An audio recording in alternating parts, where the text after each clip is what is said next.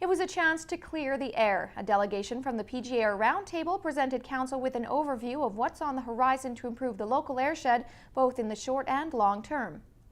It's been a contentious issue for years, the quality of the air we breathe.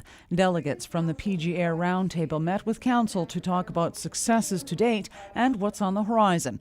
One of the more exciting features is called Air Quest research, which planners can use to their advantage. So they could go in and run scenarios to identify what types of activities would help enhance Prince George air quality. So for example, you could go in there and turn off all of the cars for a day and see what the impact in the airshed will be.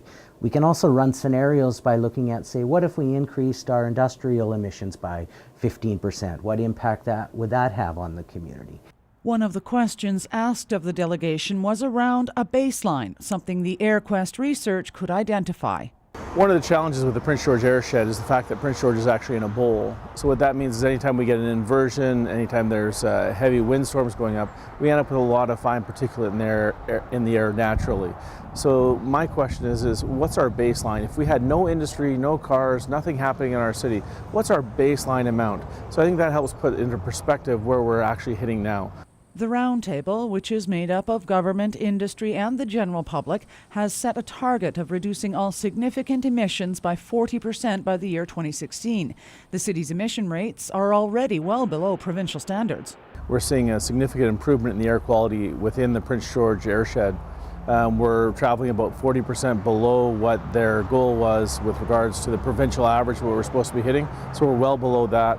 And now we're hitting their aspirational goal, and we're bouncing off the bottom of their aspirational goal. So I think that's great movement that we're seeing with PG AIR. PG AIR is also looking at its current monitoring system. Is there new technology that can better identify the emissions in the airshed, or can the existing monitors be moved to more problematic areas of the city? All that takes money, with PG AIR pulling together a long-term financial plan. I would say the plan is right now still draft. It's going to go out to all of the permitted emitters and to all of the different government agencies for their review. But really what we're trying to look at is what are we going to need to do with that infrastructure to meet the public's demand for information and industry's needs for information in the next 10 years. PG AIR also plans to beef up its educational opportunities in conjunction with School District 57. Cheryl Jan, CKPG News.